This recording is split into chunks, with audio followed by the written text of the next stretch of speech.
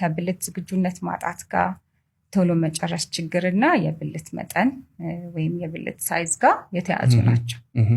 በዋነኝነት እነዚህ ሶስቱ ይጠየቃሉ። መፍትሄ ያገኛሉ? አዎ። እንዲሁም ብዙ ጊዜ ሲነሳ ማየው የመጠን ትልቅነትና ማነስ በወንድም ይሁን በሴት it doesn't matter የሚል ነገር አንድ ቪዲዮ ሰርተሽም ተመልክቻለሁኝና it doesn't matter? አዎ እንግዲህ ምን መሰለህ አብርሽ፣ ዋንስ የሰው ልጅ እድገቶች አሉት አይደለ? እነዛን የእድገት ደረጃ ካለፈ በኋላ የሰው ልጅ ሰውነት ወይም አካል እድገት የሚያቆምበት አለ። ስለዚህ ወንድ ልጅ የዘር ፍሬም ብለው የብልት ወይም የመራቢያ አካል እድገቶች በተለይ እስከ 16 ዓመታቸው ድረስ ነው ይሄ እድገት ያለው።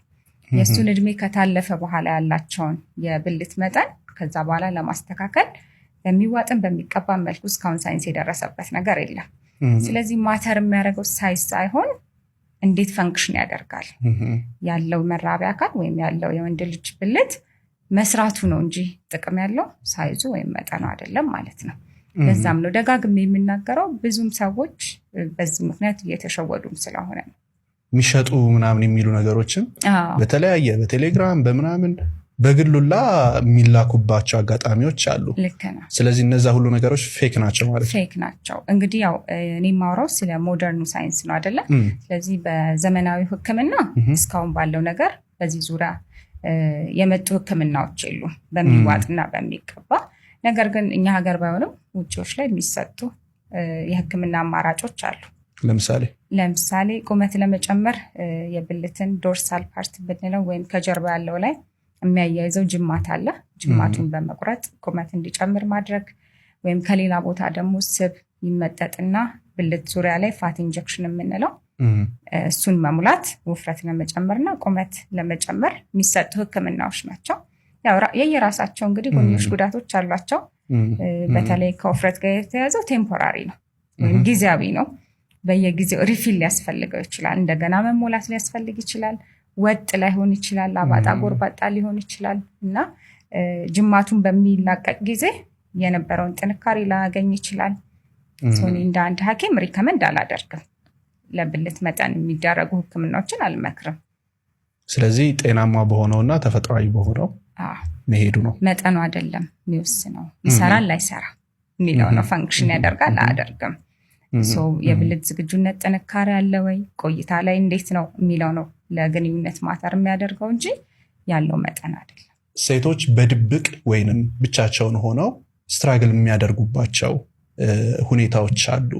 ያ ማለት ምን ማለት ነው? ለምሳሌ ሳትወደው ካገባችው፣ ይሄ ቅድመ ዝግጁነት ከሌለ፣ ሌሎች ተያያዥ ጉዳዮች ተከትሎ ማለት ነው። እና ብዙ ጊዜ ሴቶች ብቻቸውን ስትራግል የሚያደርጉት ከሴክሹዋል ግንኙነት ጋር በተገናኘ ምን አለ ያጋጠመሽ፣ የሰማሽው፣ ሰዎችም የነገሩሽ? እንግዲህ በሴቶች ዙሪያ የሴቶች ራሱን የቻለ ፊሜል ሴክሹዋል ዲስፈንክሽን የምንለው ነገር አለ፣ ወይም የሴቶች ስንፈተ ወሲብ። አጠቃላይ በአራት መክፈል እንችላለን እንዲህ አይነት ችግሮችን። የመጀመሪያው ሎ ዲዛይር የምንለው ወይም ፍላጎት መቀነስ ወይም ፍላጎት አለመኖር ችግር ነው። ሁለተኛው አራውዛል ዲስኦርደር የምንለው አለ፣ የተነሳሽነት ወይም የዝግጁነት ችግር። ሶስተኛ ላይ ኦርጋዝሚክ ዲስኦርደር የምንለው አለ፣ ያ ማለት ከመርካት ጋር የተያዙ ችግሮች። አራተኛው ደግሞ ዲስፓሩኒያ የምንለው ወይም በግንኙነት ጊዜ አለ ፐርሲስት የሚያደርግ ወይም ቀጣይነት ያለው ህመም አለ ማለት ነው። አራቱንም እስኪ እንያቸው። እሺ፣ ሎ ዲዛይር የምንለው እንግዲህ አንዲት ሴት በተለያየ ምክንያት ለግንኙነት ያላት ፍላጎት በሚቀንስበት ጊዜ ወይም በሚጠፋበት ጊዜ ነው።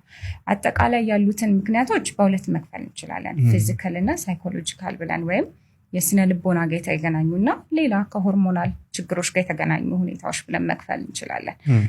ከስነ ልቦና ጋር ስንመጣ አንዲት ሴት ቅድም እንደጠቀስከው ማትወደውን ሰው አግብታ ከሆነ እዛ የግንኙነት ሁኔታ ውስጥ የተገኘችው ምንም ኢንቲሜሲ ከሌላት ሰው ጋር ከሆነ ምንም ፍላጎት ላይኖራት ይችላል።